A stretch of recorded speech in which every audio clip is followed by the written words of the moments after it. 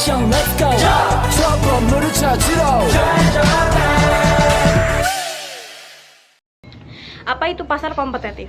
Pasar kompetitif adalah struktur pasar di mana persaingan berada pada tingkat setinggi mungkin. Ini juga dikenal sebagai pasar persaingan sempurna dan memiliki banyak pembeli, produk homogen, bebas masuk keluar, dan lain-lain. Strukturnya menunjukkan persaingan sempurna dan tidak ada satu entitas pun yang mendominasi pasar tersebut. Pasar tersebut memiliki dua karakteristik, yaitu ada banyak pembeli dan banyak penjual di pasar, dan barang yang ditawarkan oleh berbagai penjual sebagian besar sama. Pembeli dan penjual di pasar persaingan kompetitif harus menerima harga yang ditentukan oleh pasar, dan oleh karena itu dikatakan sebagai pengambil harga atau price taker. Selain dua kondisi persaingan sebelumnya, kondisi ketiga yang terkadang dianggap sebagai ciri pasar persaingan sempurna adalah perusahaan dapat dengan bebas masuk atau keluar dari pasar. Semisalnya, setiap orang dapat memulai sebuah peternakan sapi perah.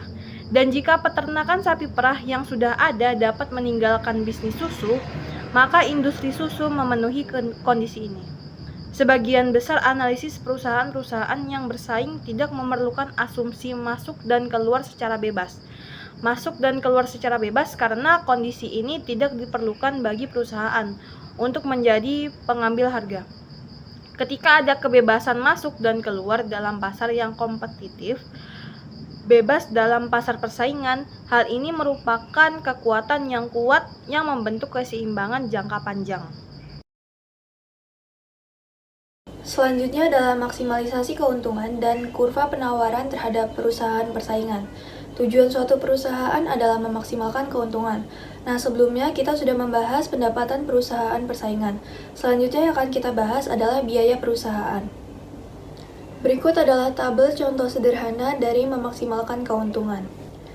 Pada kolom pertama menunjukkan jumlah galon susu yang diproduksi oleh peternakan sapi perah keluarga Sasa. Lalu kolom kedua menunjukkan total pendapatan usaha ternak yaitu $6. Lalu kolom ketiga menunjukkan total biaya usaha ternak. Biaya total mencakup biaya tetap yaitu $3. Jika peternak tidak menghasilkan apa-apa, maka ia mengalami kerugian sebesar $3, yaitu biaya tetapnya.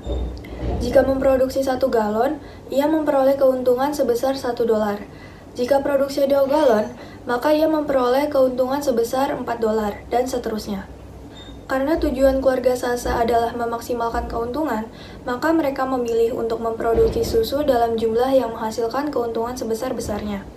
Dalam contoh ini, keuntungan maksimal ketika peternakan menghasilkan 4 atau 5 galon susu dengan keuntungan $7. Selanjutnya ada kurva biaya marginal dan keputusan penawaran perusahaan. Pada gambar berikut ini, menunjukkan kurva biaya marginal, kurva biaya total rata-rata, dan kurva biaya variabel rata-rata. Ini juga menunjukkan harga pasar yang bagi perusahaan persaingan sama dengan pendapatan marginal dan pendapatan rata-rata. Pada kuantitas 1, pendapatan marginal 1 melebihi biaya marginal 1, sehingga meningkatkan produksi dan meningkatkan keuntungan. Secara kuantitas 2, biaya marginal 2 berada di atas pendapatan marginal 2, jadi mengurangi produksi dan meningkatkan keuntungan. Kuantitas yang memaksimalkan keuntungan Q maksimal ditemukan di mana garis horizontal yang mewakili harga memotong kurva biaya marginal. Dari analisis ini menghasilkan 3 aturan umum untuk memaksimalkan keuntungan. Yang pertama, jika pendapatan marginal lebih besar dari biaya marginal, maka perusahaan harus meningkatkan outputnya. Yang kedua, jika biaya marginal lebih besar dari pendapatan marginal, maka perusahaan harus menurunkan outputnya. Dan yang ketiga, pada tingkat output yang memaksimalkan keuntungan, pendapatan marginal dan biaya marginal sama persis. Selanjutnya ada keputusan jangka pendek perusahaan untuk menutup kurva berikut, kenaikan harga dari price peningkatan kuantitas yang memaksimalkan keuntungan perusahaan dari kuantitas kurva biaya marginal menunjukkan kuantitas yang ditawarkan oleh perusahaan pada harga tertentu yang merupakan penawaran perusahaan melengkung. Kita perlu membedakan antara penutupan sementara suatu perusahaan dan keluarnya suatu perusahaan secara permanen dari pasar. Menutup mengacu pada keputusan jangka pendek untuk tidak memproduksi apapun selama periode waktu tertentu karena kondisi pasar saat ini. Sedangkan keluar mengacu pada keputusan jangka panjang untuk meninggalkan pasar. Keputusan jangka pendek dan jangka panjang berbeda karena sebagian besar perusahaan tidak dapat menghindari biaya tetap dalam jangka pendek, namun dapat menghindarinya dalam jangka panjang. Artinya, perusahaan yang tutup sementara tetap harus mengeluarkan biaya tetapnya, sedangkan perusahaan yang keluar dari pasar tidak perlu mengeluarkan biaya sama sekali, baik tetap maupun variabel. Memaksimalisi keuntungan dan perusahaan kompetitif kurva penawaran. Ya, contoh sederhana maksimalisasi keuntungan. Maksimalisasi keuntungan adalah tujuan yang umumnya dicari dalam berbagai konteks seperti bisnis, investasi, atau perencanaan keuntungan pribadi. Di bawah ini adalah contoh sederhana bagaimana Anda bisa memaksimalisasi keuntungan dalam sebuah bisnis kecil. Contoh seperti bisnis menjual kue. Anda memiliki bisnis penjual kue homemade. Anda membuat beberapa jenis kue seperti brownies, muffin, dan cookies. Ingin memaksimalkan keuntungan Anda. Pertama, analisis harga. Dan yang kedua, segmentasi pasar. Kedua, kontrol biaya. Keempat, diversifikasi produk. Kelima, promosi. 6, layanan pelanggan. Ketujuh, analisis data. 8, penyempurnaan. 9, evaluasi keuntungan. 10, ekspansi. Kurva biaya marginal dan penawaran perusahaan. Kurva biaya marginal dan kurva penawaran perusahaan adalah konsep penting dalam ekonomi mikro yang digunakan untuk membantu perusahaan dalam mengambil keputusan tentang produksi dan penawaran mereka. Berikut adalah penjelasan singkat tentang kedua konsep ini dan bagaimana mereka dapat digunakan dalam pengambilan keputusan. Pertama, kurva biaya marginal. Kurva biaya marginal adalah grafik yang menunjukkan perubahan biaya tambahan yang dikeluarkan oleh perusahaan untuk menghasilkan satu unit tambahan dari satu produk atau layanan. Biasanya naik seiring dengan peningkatan produksi karena perusahaan mungkin perlu mengeluarkan lebih banyak sumber daya untuk menghasilkan unit tambahan. Pada suatu titik mencapai puncaknya dan mulai turun. Ini disebut sebagai hukum biaya menurun, mencerminkan bahwa perusahaan dapat mencapai efisiensi dalam produksi. Kurva penawaran perusahaan. Kurva penawaran perusahaan adalah grafik yang menunjukkan jumlah produk atau layanan yang akan diproduksi dan ditawarkan oleh perusahaan pada berbagai tingkat harga. Dalam jangka pendek, perusahaan mungkin akan menghasilkan jumlah tertentu produk yang sudah direncanakan dan kemudian menentukan harga penawaran berdasarkan biaya produksi dan tujuan laba mereka. Kurva penawaran perusahaan pada jangka pendek biasanya berhubung positif dengan biaya variabel total, biasanya untuk kurva biaya variabel total. Pengambilan keputusan berdasarkan kurva biaya marginal dan kurva penawaran perusahaan dapat dilakukan sebagai berikut. Keputusan produksi, penentuan harga, keputusan jangka panjang, evaluasi laba. Keputusan jangka pendek perusahaan untuk menutup. Keputusan untuk menutup perusahaan dalam jangka pendek adalah langkah serius yang memerlukan pertimbangan matang dan analisis yang cermat. Ada beberapa alasan mengapa sebuah perusahaan mungkin memutuskan untuk menutup operasinya dalam jangka pendek, dan keputusan ini harus dipertimbangkan dengan hati-hati. Berikut adalah beberapa alasan umum langkah-langkah yang harus dipertimbangkan. Pertama, kinerja finansial buruk. Yang kedua, kehilangan pelanggan utama. Yang ketiga, tingkat produksi tidak optimal. Yang keempat, perubahan regulasi atau lingkungan bisnis. Langkah-langkah yang perlu dipertimbangkan ketika memutuskan untuk menutup perusahaan jangka pendek adalah: pertama, evaluasi keuangan. Kedua, konsultasi profesional. Ketiga, pemberitahuan pada karyawan. Keempat, penyelesaian kontrak dan kewajiban. Kelima, pendaftaran jika diperlukan. Keputusan untuk menutup perusahaan dalam jangka pendek adalah langkah sulit yang dapat memiliki dampak besar pada pemilik, karyawan, dan pihak-pihak terkait olehnya. Oleh karena itu penting untuk mempertimbangkan semua aspek secara matang sebelum mengambil tindakan tersebut. split milk and other sunk costs. Itu adalah masa lalu, adalah ungkapan sehari-hari yang digunakan untuk menggambarkan situasi di mana sesuatu telah salah satu sumber daya telah terbuang dan tidak ada cara untuk mengembalikannya. Ini pada dasarnya mengacu pada peristiwa atau biaya-biaya yang sudah terjadi dan tidak dapat dipulihkan atau diubah dalam ekonomi. Konsep ini sejalan dengan biaya yang sudah terjadi.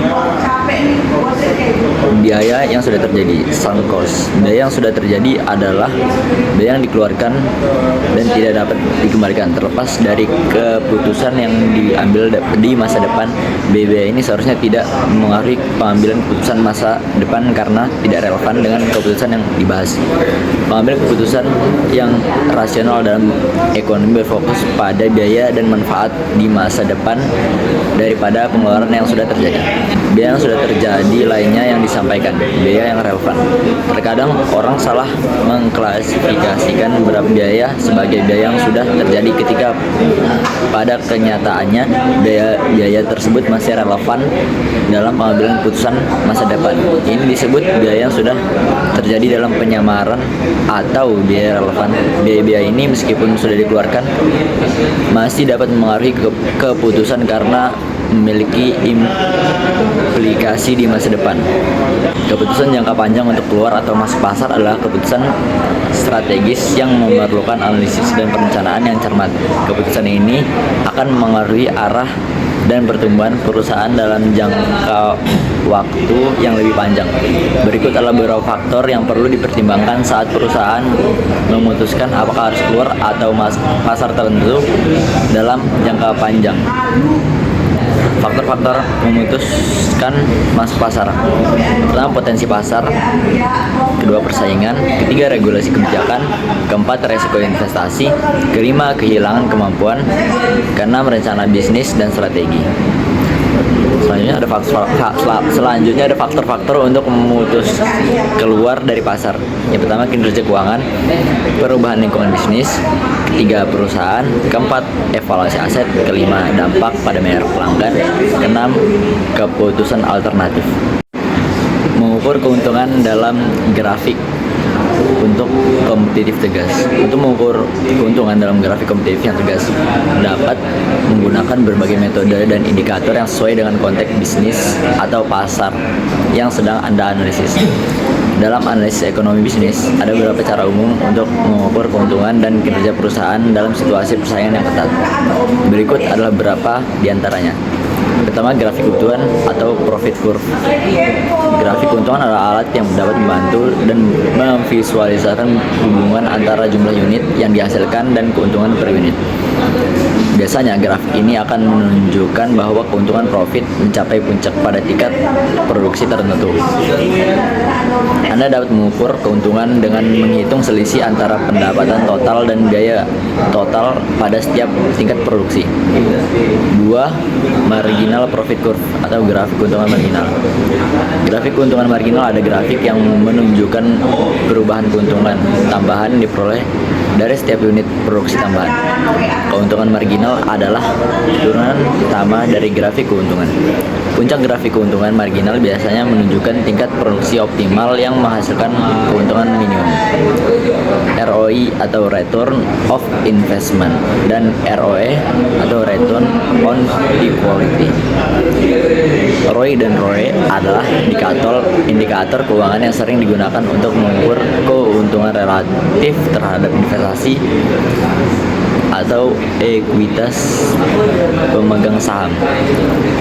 ROI sendiri mengukur keuntungan relatif terhadap investasi total yang dibutuhkan untuk menghasilkan keuntungan tersebut. ROE mengukur keuntungan relatif terhadap ekuitas pemegang saham yang dalam perusahaan. 4. Laba rugi bersih atau net profit. Laba rugi bersih adalah selisih antara pendapatan total dan seluruh biaya yang dikeluarkan perusahaan. Ini adalah ukuran keuntungan keseluruhan yang diperoleh oleh perusahaan setelah menggunakan semua biaya. 5. Marginal revenue, pendapatan marginal. Pendapatan marginal adalah pendapatan tambahan yang diperoleh dari penjualan suatu unit tambahan produk atau layanan. Untuk perusahaan yang bersaing tegas, penting untuk memastikan bahwa pendapatan marginal setidaknya sebanding dengan biaya marginal untuk mencapai tingkat produksi optimal. 6. Market share atau pangsa pasar. Pangsa pasar adalah presentasi pasar total yang dikuasai oleh perusahaan. Memiliki pangsa pasar yang lebih besar dapat berkontribusi pada keuntungan yang lebih besar, terutama dalam situasi persaingan yang ketat. Yang selanjutnya, kurva penawaran di pasar kompetitif.